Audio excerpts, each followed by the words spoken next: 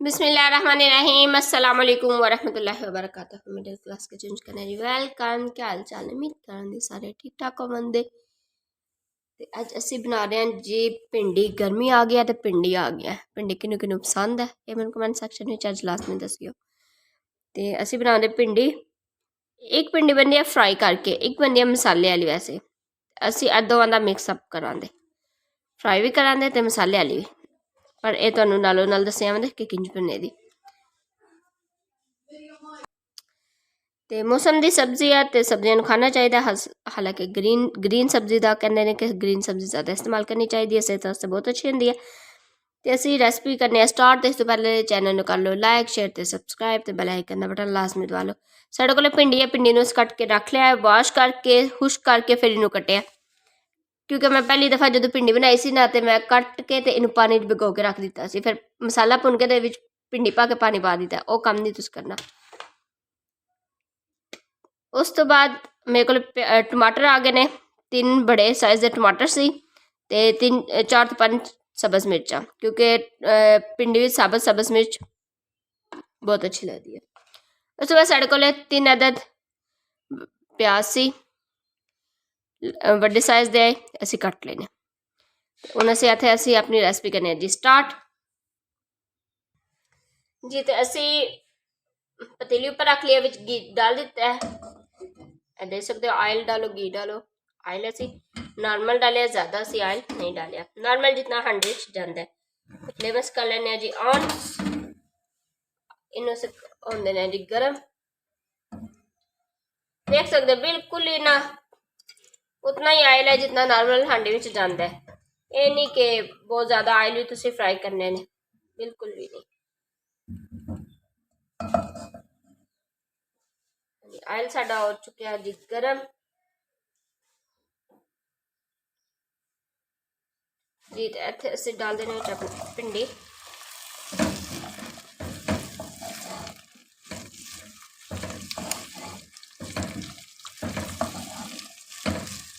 भिंडी असी डाल देती है। तो देख सकते हो कि कितना कोई ऑयल है, बिल्कुल बिल्कुल ही कम है। असी इनू हुण रखने 2 मिनट ढक के।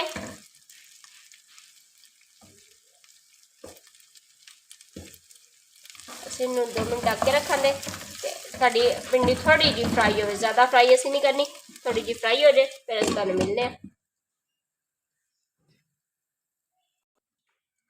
जी। तो असी चेक करने देखते हो सकते कि साड़ियाँ भिंडियाँ थोड़िया बहुत फ्राई हो चुकी ने। इस तो ज़्यादा इन्होंने फ्राई नहीं करना सी। हुण असीं इहदे डालन दे मसाले। प्याज असीं इहदे विच ही ऐड कर देंगे।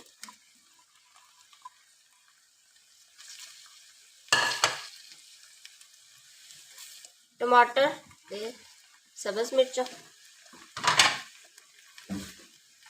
असीं कर लेंगे जी मिक्स।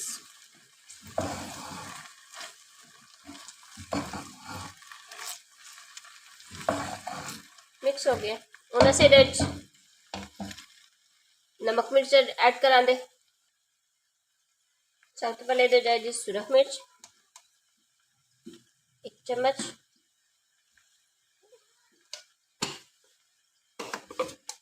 हल्दी जाए दी जी 1 चम्मच, फिर नमक जायदा 1 चम्मच। नमक अपने टेस्ट के हिसाब से डालना। बाकी मिर्च भी तुम अपने टेस्ट के हिसाब से डाल सकते हो, क्योंकि भिंडी मिर्च तेज़ हो तो ही भिंडी खाने वाली होती है। ये मैं सब्ज़ मिर्च भी डाली सी, तो भी कड़ी गया से मैं मिर्च साफ दी रखी हो चुकी है।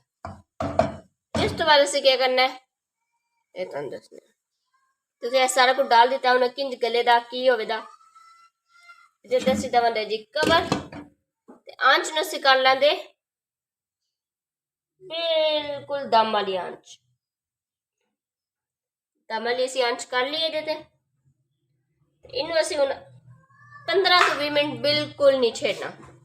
15 तो 20 मिनट बाद असीं तुहानू मिलने हैं